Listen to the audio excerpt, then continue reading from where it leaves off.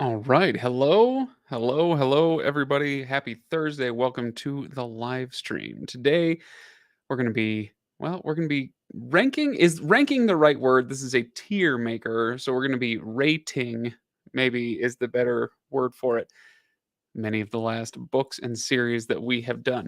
What I did was on this screen, I brought in 20 of the last books or series. So if it was a series like The Expanse, that just gets one entry in here.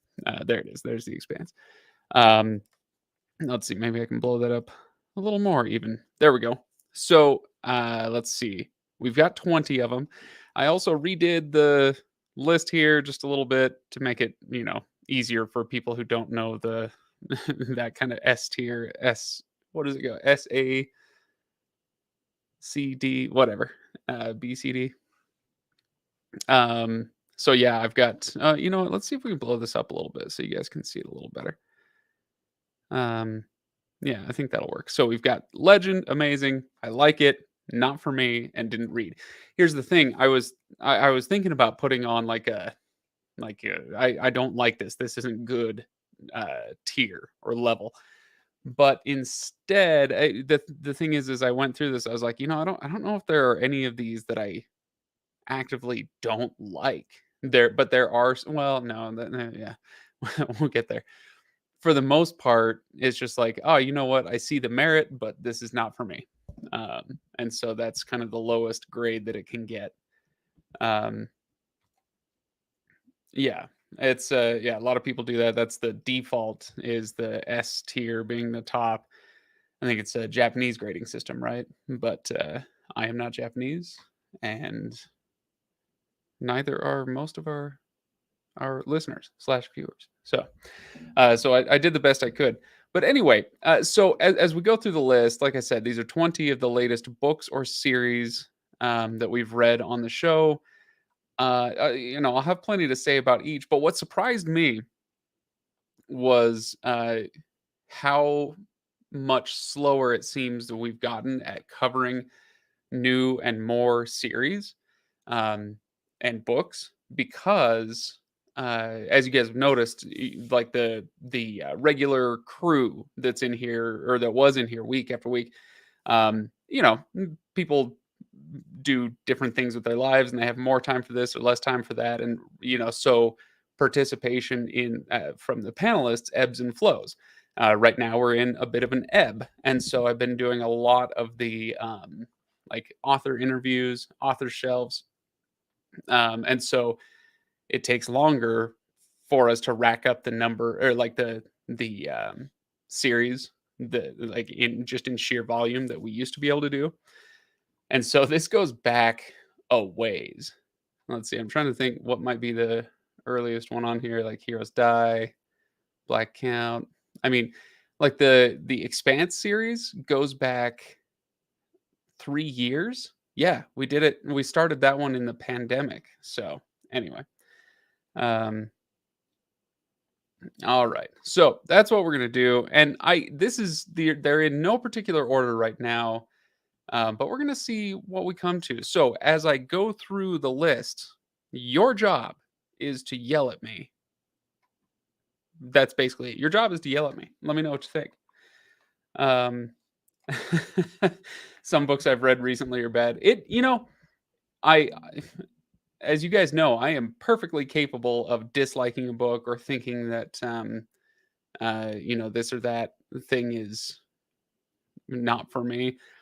But as I've gotten older, it's been harder for me, not impossible, but it has been harder for me to look at something and just go, "That's bad."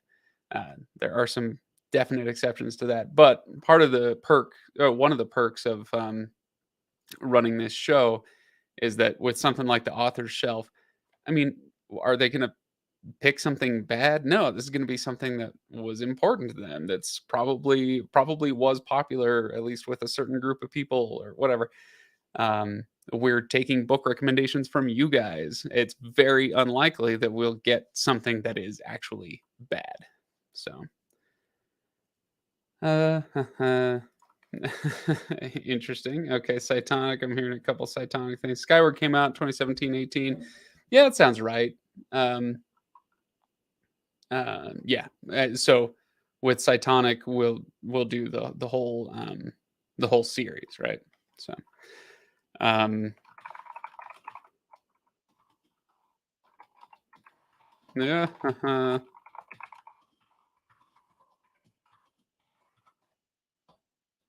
There we go. All right. So this way, I'll be able to. People will know what we're talking about here. Okay. The screenplay of The Room. Wait, is that the one with Allison? No, Brie Larson. I was thinking Allison Brie Larson, but I don't know which one. There's The Room. There's Room. There's probably A Room. There's, whatever. Um,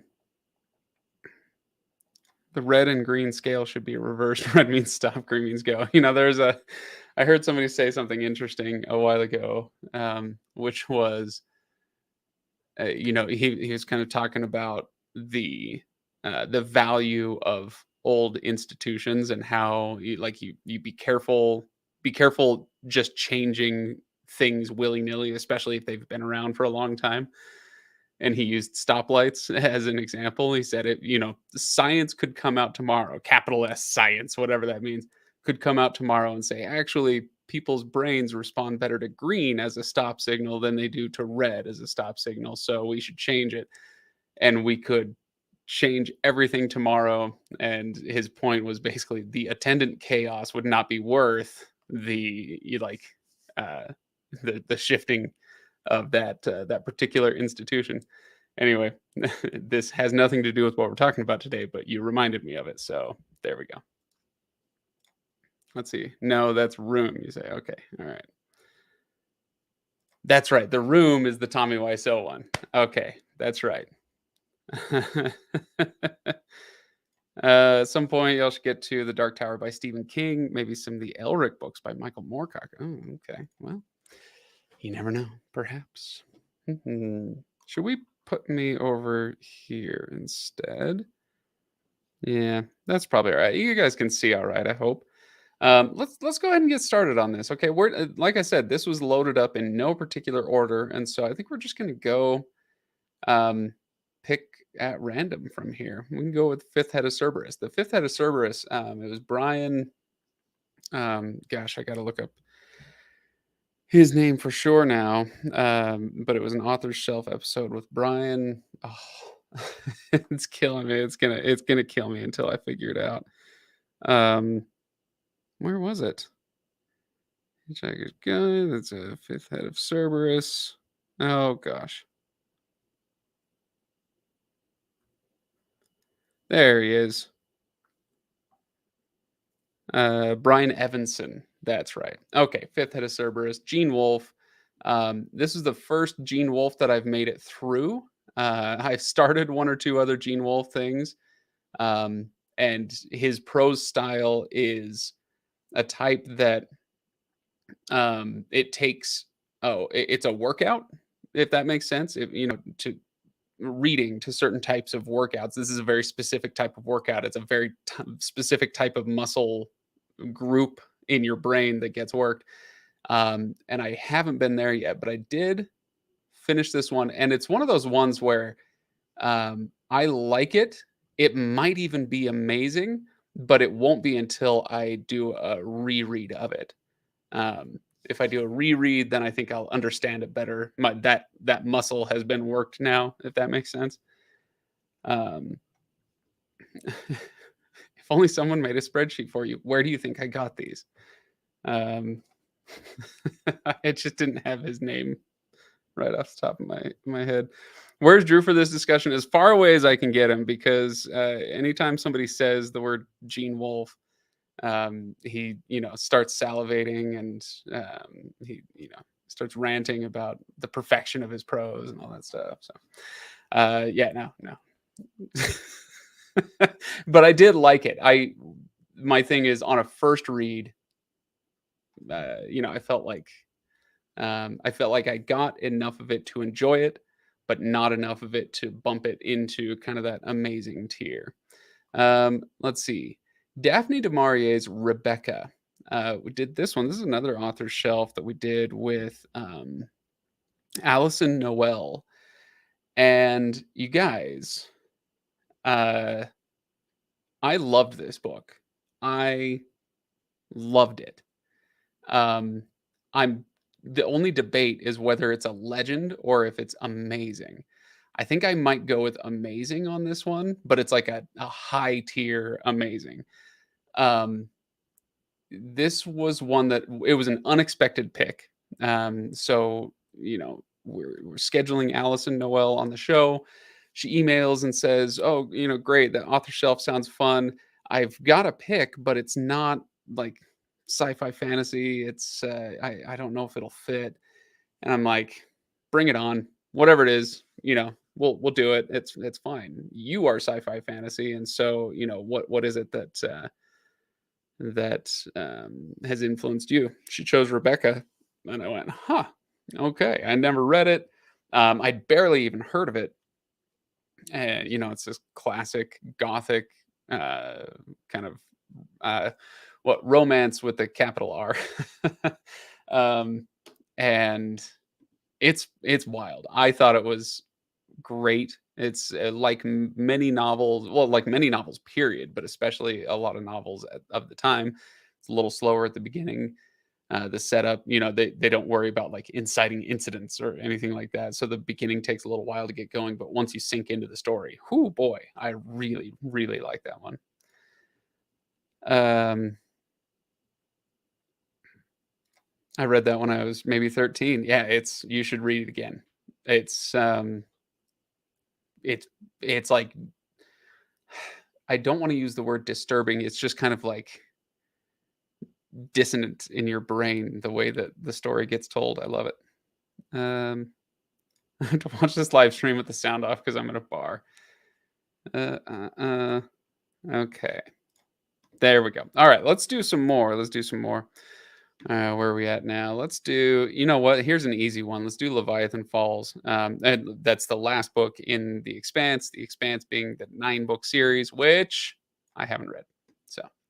So it goes down there in the didn't read column. I'm sure it's great. You guys can argue about its potential merits and where it should go on the list. But for me right now, it's going in that I haven't read it yet. So let's see. We've done a lot of author shelves recently. This is awesome. I'm looking through how many of these are author shelf, and that's great. In fact, you know what? Let's count it right now. 1, 2, 3, 4, 5, 6, 7, 8, 9, 10, 11, 11 author shelves in the last 20 books or series that we've done. 11 of them have been author shelves. I hope you guys are reading along with those. Part of the way that the author shelf works is, for me, like I've said on many of the episodes, it points me towards something that either I need to visit for the first time, I know I should have before, or I need to revisit because it's been a long time. I think that's only happened to me once or twice, but I hope you guys are doing the same and bumping these up to the top of your TBRs because it's um, it, the author shelf has been among the most rewarding things for me in 10 years of this show. So anyway, hope you guys like it too. All right, but let's do a non-author shelf. What do you say? Oh, did I even? Oh, it was 11, 12. I didn't count the dispossessed. 12. Yeah, you know what? Screw it. Let's do some more author shelf. The Last Unicorn by Peter S. Beagle. This was Shannon McGuire's pick, and I really liked it. Now I'm gonna put it under I like it. I'm actually gonna put it past Gene Wolfe. Sorry, Gene Wolfe. Um, but let me back up and tell you why this isn't going into the amazing or possibly even the legend category. Maybe I could put it in low amazing because it really was really remarkably good. Yeah, I'll put it in low amazing. But it's not going to make it to legend just because as much as I loved it, as much as I appreciated it, I didn't come to it at the right time. I came to it too old. Um, which again doesn't mean that I can't find it incredibly enjoyable, but I know that it holds a certain place in a lot of people's hearts because of when they came to it, and that I just didn't get to do that. So, um, Christian, welcome. All right. I like the out of genre books best. Okay. Well, let's do another author shelf. Okay, Stephen King's Dreamcatcher. This is um, often decried as Stephen King's worst book. I wouldn't know. This is my first book of his that I've ever read. Is that true? I'm shoot. Now I'm questioning myself. If I've read any others, it's been long enough that basically this is the first Stephen King I've ever come to. Um, and I'm gonna put this as a low tier. I like it. I like so many things about it, and it kind of makes me want to read his other stuff because I'm like, hey, if this is his low tier, low grade Stephen King, then I want to try some of the more celebrated things. I don't really care to dig into 1,000 pages of it, but maybe I can find something else that would tickle my fancy one day when I get to read for fun again. Um, Legend Tier is pretty much just Tolkien. Not quite. We'll get there. Yeah, I've heard The Stand. In fact, yeah, well, I've heard that from you, actually. I've heard The Stand is good. Oh no, my first experience with Dreamcatcher was walking in on friends about 75% done with the movie. I actually watched that movie after I read the book. I watched the movie before we did the author shelf episode, and it is um, it's rough. It is rough. One thing that's nice about Stephen King adaptations, as I understand them, and my experience here, is that he does tend to um, elaborate unnecessarily on characters' backstories or certain scenes or situations. So he can go on for a long, long time, and then you get to the end of the book and you realize, oh, that didn't really matter very much. And so the movies are good at kind of cutting some of that stuff out. And the adaptation, the movie here for Dreamcatcher, I thought was kind of similar. Um, where some of the unnecessary stuff they were able to excise from the screenplay. However, the stuff that they let in, that they kept in, was so literally adapted from the book that sometimes it was just comical. The way it would describe the aliens grin, or how they were all farting. Everybody's farting all the time, and and in the book it can be simultaneously kind of comic and also kind of unsettling and scary. In the movie, it does not work that way. So, no, it was, as you say, not good. I'm not going to try to tell you that the movie was good, but it had its merits, I suppose. Okay. All right. Let's do another one. Let's do The Lost Metal of Brandon Sanderson. So this one came out last November. I got to beta read this book. That was fun. And this was this the first? I think this is the first Sanderson I ever baited, which was a lot of fun. Um, it's certainly better than Dreamcatcher. It's probably no, it's not. Sorry, it's not better than Gene. Well, no, that this is the wrong way for me to say it. I need to check myself before I doth wreck myself. Um, it's not, is it good? It's how much I like it, how much, or how I responded to it. Um, and so, yeah, so with that in mind, maybe it does go ahead of Gene Wolfe, but I will say I'm more intrigued by Fifth Head of Cerberus as far as like a reread, wanting to really dig into it a lot more so than The Lost Metal. The Lost Metal was much more enjoyable on a first read, but it also had some things about it that I was not too wild about. The whole first act, I was like, what are we doing here? For the most part, they're not entirely, but yeah. So I'm going to go ahead and put it in. I like it after Gene Wolfe. Okay, so that's good. Um,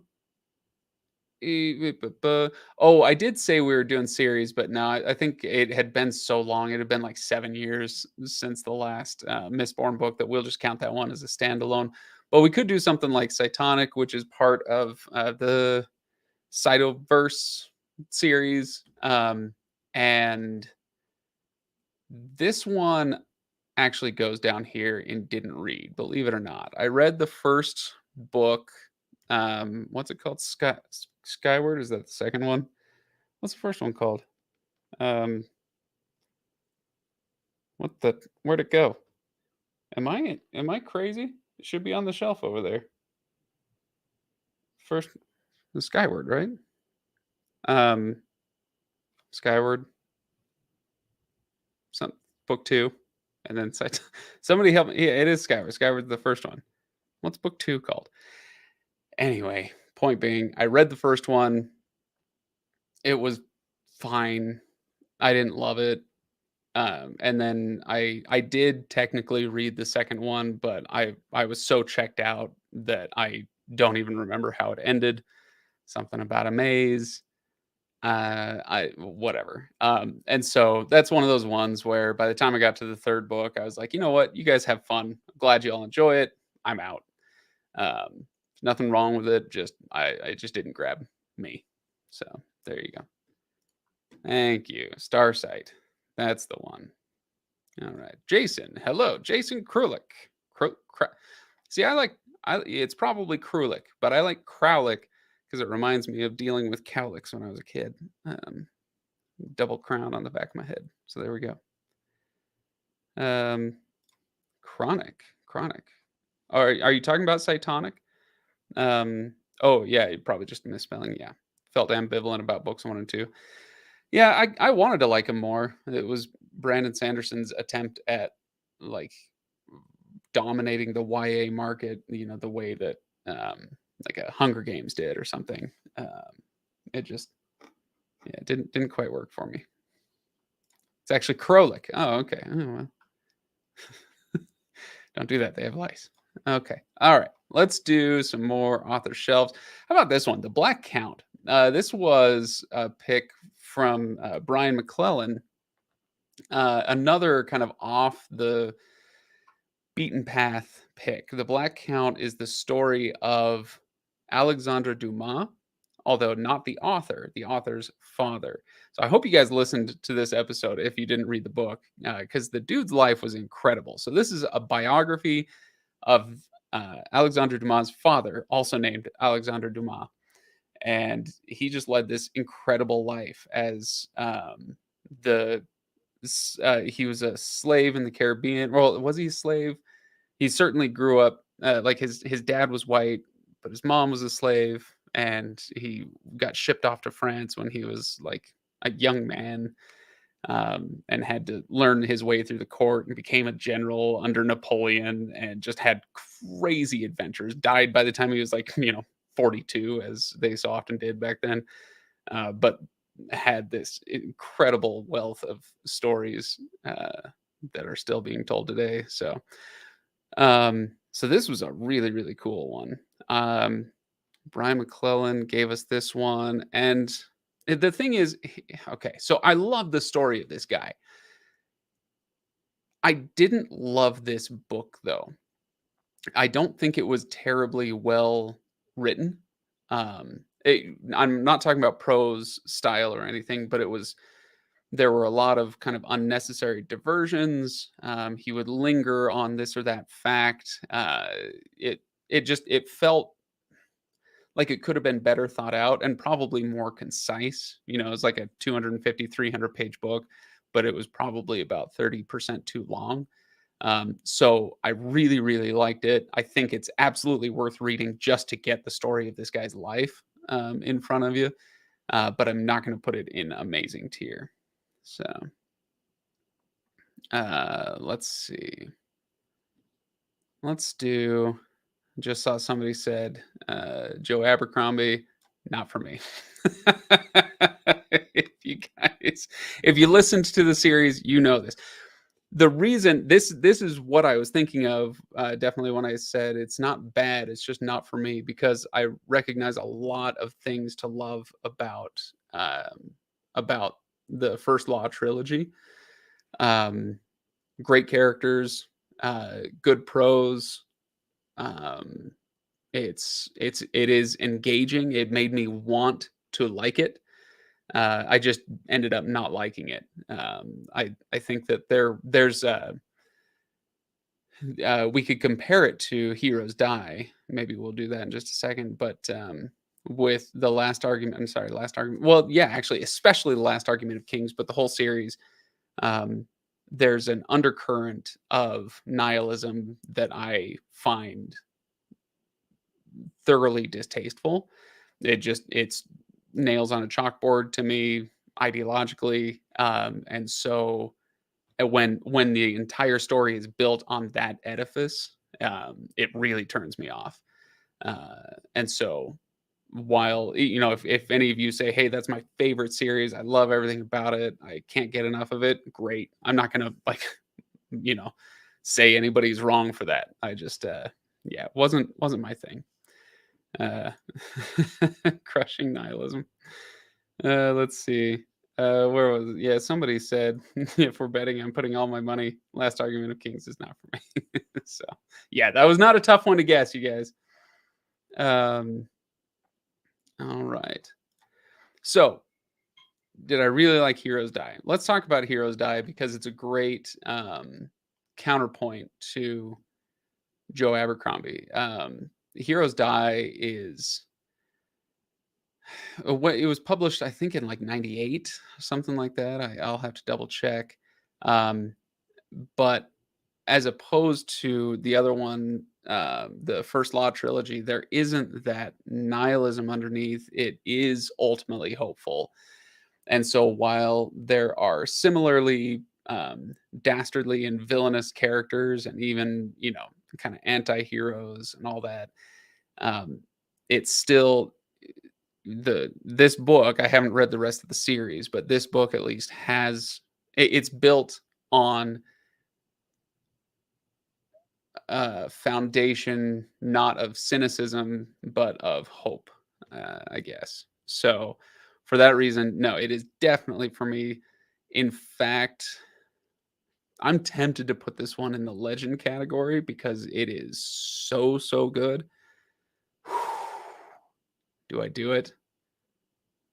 Um, I I think I just may. I really liked Heroes Die, um, a lot. So, let's see. I can see you guys are taking bets, so maybe I won't even look over there. I'll just keep going. Let's see if I can get to some that you've mentioned. Oh, yeah, this is an easy one, the Silmarillion legend, obviously. I mean, that's nobody is surprised by this, and we don't really have to get into why. Although, I will say this, this doesn't have anything to do with the Silmarillion per se, but it is reminding me of it right now.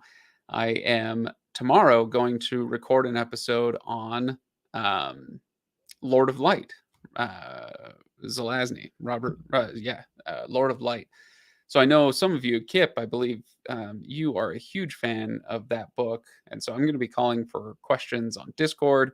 Um, Definitely interested in what you guys want us to talk about. It's going to be me and the author who's coming on to talk Lord of Light.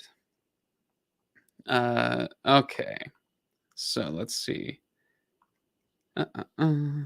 Let's do Tail Chaser Song by Tad Williams. Tail Chaser Song. Let me pull this one up. Um,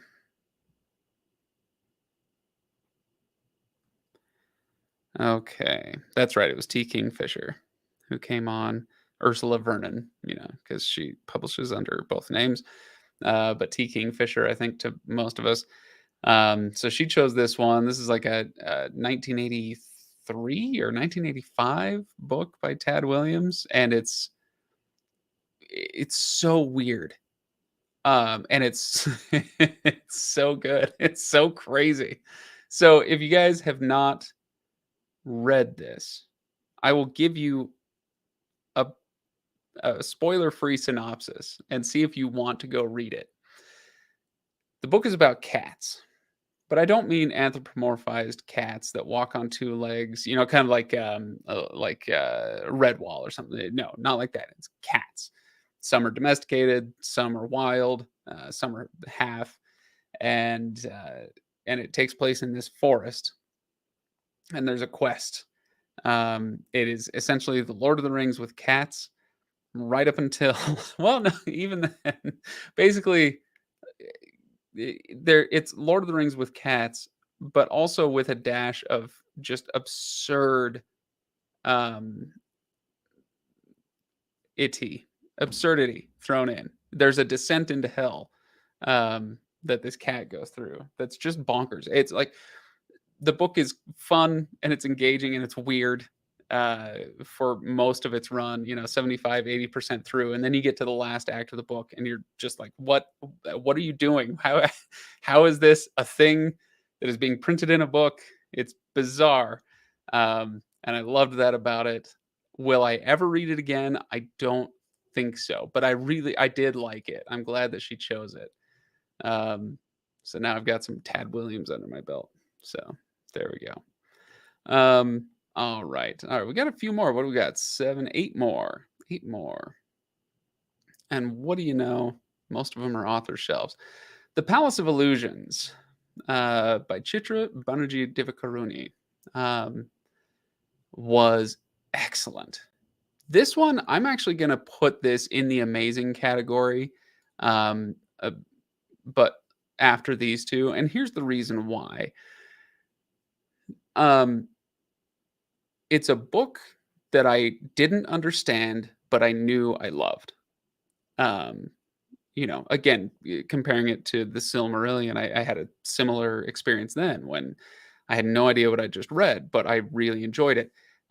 Palace of Illusions was the same way. I don't have the cultural markers just kind of sitting around in my psyche that help me to understand, what some of these names are, what the places are, what the legends are that this is all based on. I don't know any of that stuff. Shouldn't say any, but I don't know almost any of that stuff. But the story was told so well that it made me want to learn more. Again, one day when I get to read for fun again, it'll be great because I'll dig into stuff like this and get into kind of Indian folklore and mythology, and that just sounds really interesting. So this one pinged a lot of the pleasure centers in my brain and made me want to continue on. And so this one definitely has um, a nice place in my on my bookshelf. So uh, good job pronouncing that. I can't remember if I mentioned it in the show. Um, if I didn't say it in the show, I mentioned it to her afterwards. I used to work for a bank. Um, used to work for the Bank of America right next door to Microsoft campus. And this would have been back in 2011, 2012. And so a lot of the clients that I had come through the door were Indian and Chinese H-1B visas. They would come in, need to open a bank account, et cetera, et cetera. And so for the first week, it was rough, but turns out they're all super nice. And I would just say, hey, help me out. Okay, so when I see this name, how do I pronounce it and why?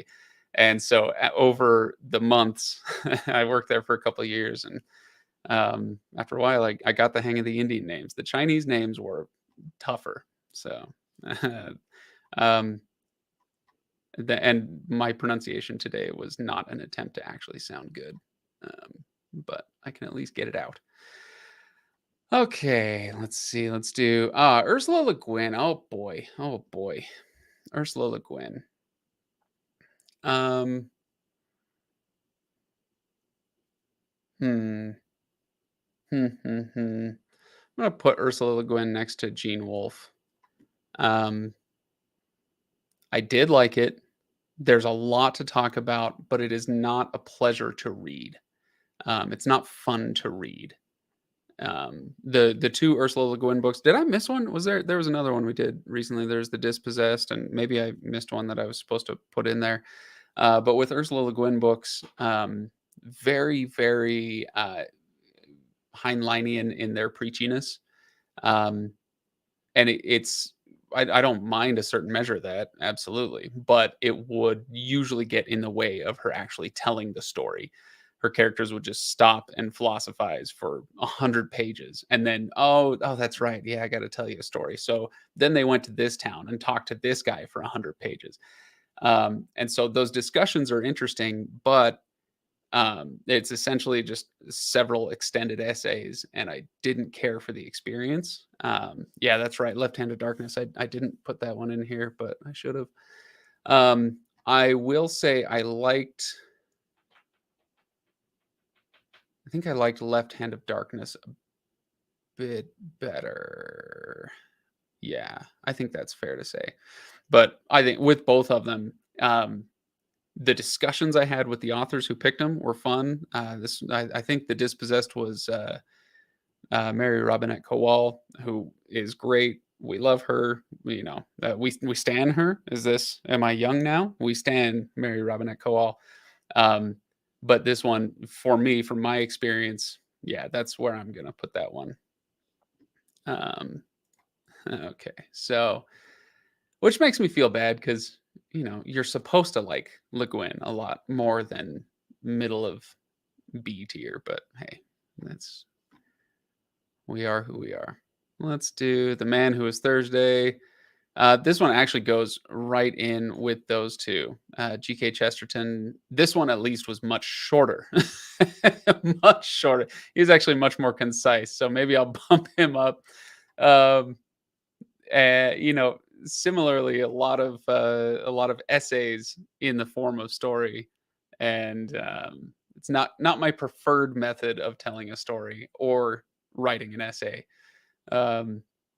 But the ending on this one is even more bonkers than Tail Chaser's Song, so that one gets a bump. There's no supposed to with liking books. That's true. I mean, that's literally true, but we all know that that's not actually true in our lived experience, right? We all know there are the things you're supposed to like, and yeah, whatever. But of course, it is that is the way it should be. Let's put it that way.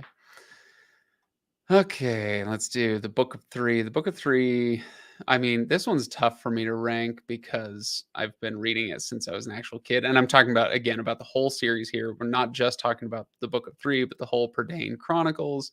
So this is going to go either in amazing or legend. And the thing is, if I put myself in my adult situation, my current situation, and I read the Book of Three and the whole Prydain Chronicles, it's lovely, it's enjoyable, it's amazing even. However, if you hand these books to a 10-year-old or an 11-year-old, then it achieves legend status. I think this is fair to say. Not for everybody, but it's certainly legendary in my life. It's legendary for a lot of people. Looks like I need to catch up on some books. You absolutely do. These are just the last 20 that we've done, minus apparently Left Hand of Darkness that I forgot. So, yeah, it's super nostalgic. Prydain, absolutely. It is really nostalgic. And if I had reread it for the show, and if I'd reread it and went, oh, this was I can see why I liked it as a kid, but it's it's not very well written, or the world isn't very enjoyable, or whatever. None of that was true. It's perfectly well written for its audience. The stories are great. Terran Wanderer, I think, is one of my top 20 novels of all time. And so, yeah. So I'm going legend tier on that one. Okay, got a few more left to do. This is a fun one. Stardust. We did this for the meetup last year in Portland. Ryan and Stephanie and I listened to the audiobook of this on our way to Portland because we had a long freaking drive. I hated this book. This would have definitely gone in the not for me tier before that car drive. But now I think I might have to give it one more read to put it in the amazing category, but I think I will put it up at the top of the I like it category super enjoyable.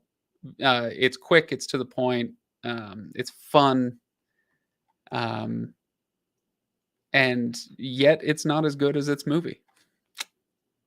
All right, a few more. Let's do Hitchhiker's Guide. Hitchhiker's Guide. Hitchhiker's Guide is Hitchhiker's Guide.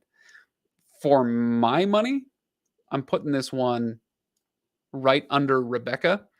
I really enjoyed reading Hitchhiker's Guide. Um, I laughed a lot, uh, but yeah, it did not quite reach that level as Rebecca did for me. Um, boo, boo. What are we booing? Which one are we booing? We're booing Hitchhiker's Guide not making legend. Oh, we're booing Stardust. Yeah, you should read the book Stardust. It's a really good book. Okay, called it. Nice. I assume you're talking about Hitchhikers there. Okay, Tress of the Emerald Sea, Brandon Sanderson. This is definitely better than the Lost Metal, by quite a bit. I'm gonna go with Under Stardust here. It's not gonna go in the amazing category. You guys know how much I love Brandon. You know how much I enjoy the Cosmere and all that stuff. Um, uh, yeah, just I don't think I liked his writing style as much in this one as I do in like his bigger, more adult stuff like Mistborn, the Stormlight Archive. I think I like his tone most in those books. But this one, I love the story of it. Yeah, so yeah, that's where that's going. All right. Last one is The Good House by Tananarive Due, which you can't see there. This was a horror novel that somebody picked for us. In fact, I want to remember her name. Good House. Rita Woods. That's right. Rita Woods. She was lovely. So she picked The Good House by Tananarive Due. This one, I'm going to say let's do her for a horror novel. My question is basically, well, yeah, it's definitely going to go in I like it or amazing. I think I'm going to go with I like it. I think I would put this one. This is so amazing, actually. Okay, we're done here. That's the last of the books, and I just noticed like a really interesting cluster. Tell me if you guys notice the cluster while I answer this question. When are you doing Frugal Wizard? Frugal Wizard, I think it's scheduled for it's like the end of this month or the end of next month. I don't know. I'm not to be honest, I'm not like champing at the bit to get to Frugal Wizard. So we'll see. August, I think. Yeah, I think maybe the end of August. Create a standard bell curve. Not quite, right? That's a pretty sharp spike with a pretty big dip. Okay, so here's the cluster I noticed. Tell me if this holds true for you guys as well. Okay, it's in the I like it category, and basically the way it goes is like this. Can I get rid? There we go. Okay.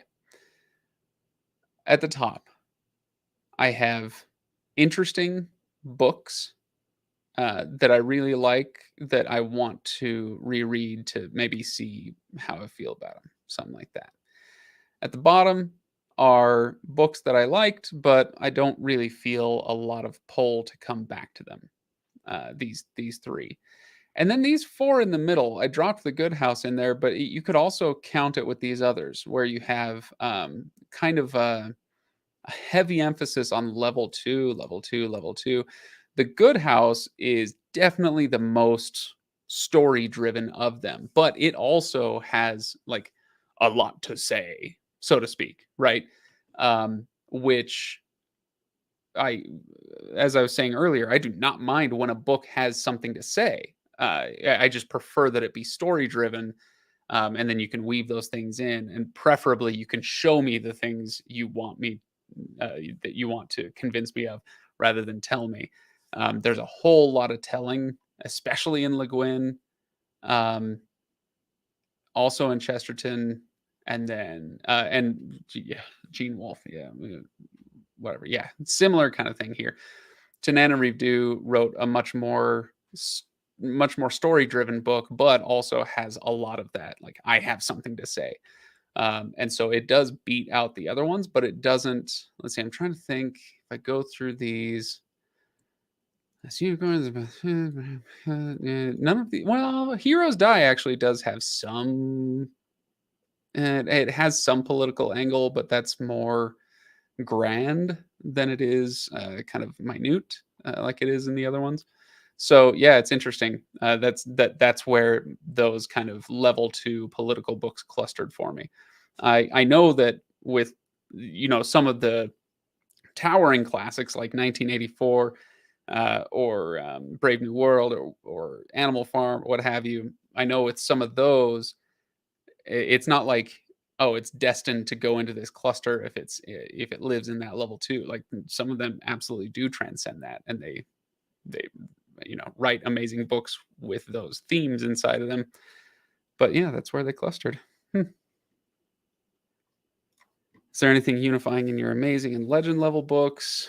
No, I think with these three, the Silmarillion is obvious.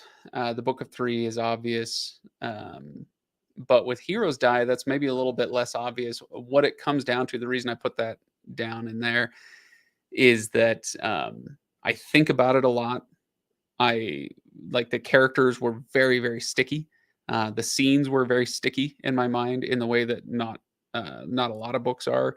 Um, and I find myself talking about it quite a bit. Yeah, we were making fun of Drew earlier for for Gene Wolfe, but I could see myself doing something similar with Heroes Die, kind of getting annoying. Well, no, Drew's not annoying about it, thank goodness. But like, I could get annoying talking about Heroes Die. So I did. By the way, it's sitting right over here. I just bought the second book, and yeah, if you want me and Drew to get annoying about stuff, don't you worry, because we're going to do that whole series. You heard it here first. He and I are collaborating. We're going to do that entire series. You're going to read along, and you're going to love it. So enjoy it. We're going to read on. Yes. Yep. So we're going to do all 4 books. We'll do 8 episodes, and we're going to split the episodes between his podcast and mine. This will be a while. We got a few months before we start putting those out. But the plans, they are a rolling. So, all right, there we go. Is there a pattern with the amazing? No, I don't think there is. Rebecca might actually go into legend. It's so high up on the amazing tier for me.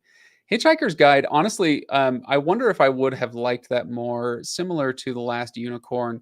Oh, that's okay. So there's an interesting little cluster there. Both of these probably would have made it to the legend category if I had read them at just the right time. But I came to The Last Unicorn a little too late. Came to Hitchhiker's Guide, not necessarily too late in life, but I came to it after I had read Terry Pratchett. And for my money, Terry Pratchett is the superior British sci-fi humorist. so, so when I got to Hitchhiker's Guide, I laughed. I really loved it. I had a great time. But I also kind of spent some of that time wishing that I was reading Terry Pratchett. So, let's see. Okay, yeah, maybe I'll talk a little more about this. I kind of dropped that on you guys. When's he coming back? No, I don't know. I haven't talked to him about like when he's going to start his show up again or anything like that. I know he needed the break, and I'm glad he got it. But I also know he wants to keep the show going. So, so yeah, we're gonna do that together. Is it a crossover? Let's see, what is it? Is this a crossover episode? It's going to be 8 crossover episodes, 2 episodes per book. It's a 4-book series, and it's wild. The first book is big. The second book is massive, and then the third and fourth are both actually relatively slim. which I'm very much looking forward to. So the plan basically is that cross pollination between shows is always a good thing. Um, give most of his audience is going to know who we are, and I think vice versa for the most part. Um, uh, but it's always good to keep reminding people, hey, there's this other great show out there, and so we'll do. Um, I don't know who's going to go first, but for example, we'll do one episode on Heroes Die, on the first half of Heroes Die on the Legendarium, and then the second half of Heroes Die will be over on Inking Out Loud, and then we'll swap and do the first episode of the next book on his, second half on mine, vice versa. So that's the plan. Again, I don't have dates for you yet, but I am very much looking forward to it. Which series is this? This is. Let me actually write it out for you. Oops, that wrong one. This is, what's it called? Just a sec. Just a sec, you guys. I knew there was an E on there. Okay, it's called The Acts of Cain. The first book is the one I showed you. It's Heroes Die. Um, it's 25 years old now and holds up perfectly. It's excellent. I don't even want to tell you what it's about because it's almost better if you go in completely blind. But just revel in the worst cover of all time, and then enjoy one of the best books you'll ever read if you enjoy this type of thing. It is very violent. It's very dark. It is not for the faint of heart, so to speak. Um, but yeah, that's the one we're gonna do. So, all right, guys. Let's see. You've read Chesterton. Yeah, we did The Man Who Was Thursday. I've read Chesterton essays otherwise, but not a ton of Chesterton. I haven't made my way through any of his other books. How much King have I read? One book. I've read one book of Stephen King. To be honest, this goes beyond just Twitter. Twitter is one thing, but Stephen King has always been a bit abrasive as a personality. And I saw the way that he talked to and about a lot of people, and he always rubbed me the wrong way, and so I never felt a real drive to get to Stephen King's books, classic though they may be.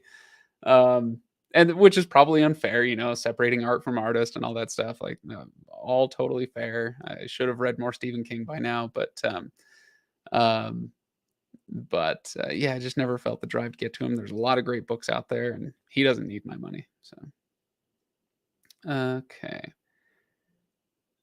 Wheel of Time has several awful covers. No, not awful like this. I wish I could blow this up for you.